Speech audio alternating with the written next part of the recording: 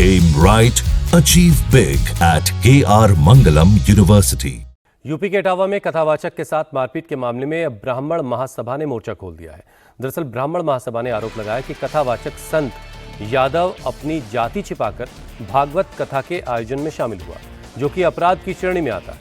इसे लेकर ब्राह्मण सभा के पदाधिकारी इटावा एसएसपी से मिले और शिकायत दर्ज करवाई। साथ ही दोनों कथावाचकों समेत उनके साथियों पर छेड़खानी और धोखाधड़ी करने का आरोप लगाया। ब्राह्मण महासभा का कहना है कि अगर मामले में कड़ी कार्रवाई नहीं हुई तो आंदोलन किया जाएगा। मेन विषय यहाँ जाति नहीं था, जातिगत रूप तो समाजवादी पार्टी के लोगों ने दे दिया, इन्वॉल्व होकर के। अगर चाहते तो यहाँ भाजपा के लोग भी आ जाते, भिड़ जाते आपस में, ऐसा नहीं हुआ। असली वजह उसके पीछे जाति नहीं है।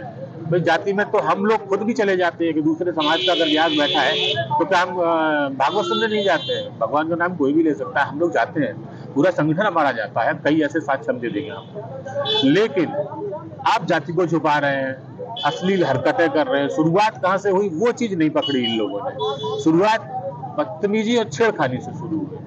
आप किसी महिला का हाथ पकड़ रहे हैं ब्यास होकर के, उसके बाद जब आप दिख जाता है कि भीड़ आ गई, फंस गए, तो आप अपना गलती स्वीकार कर लेते हैं, हमसे गलती हो गई, और धमकी देते हैं उसके बाद में तो भैया हम देख लेंगे तुमको।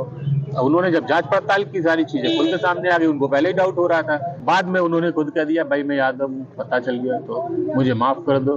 खुद से उन्होंने कहा भाई मुझे जो सजा देनी यही दे दो, मुझे माफ कर दो, मुझे जाने दो यार। आप लोग भी देखो ना, 24 घंटे तक कुछ नहीं हुआ, 1 तारीख पूरी निकल गई, ना कोई तहरीर दी गई, ना कुछ किया गया। इसको तो बिना मतलब में राजनीतिक रूप दिया गया है।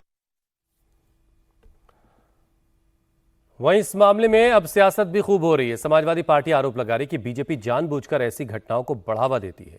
अखिलेश यादव ने कहा कि अगर बीजेपी कार्रवाई करे तो ऐसी घटनाएं ना हो।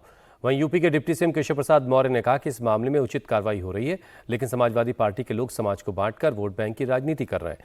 उन्होंने कहा कि समाजवादी पार्टी वो वक्त भूल गई जब इन्होंने राम भक्तों पर गोलियां चलवाई और कांवड़ यात्रा में शिव भक्तों के भजन कीर्तन तक पर रोक लगा दी। तब उन्हें न राम भक्ति याद आई और न श्रद्धा की कदर रही। उनका पॉलिटिकल लाभ लेने के लिए घटनाएं होने देना चाहती है।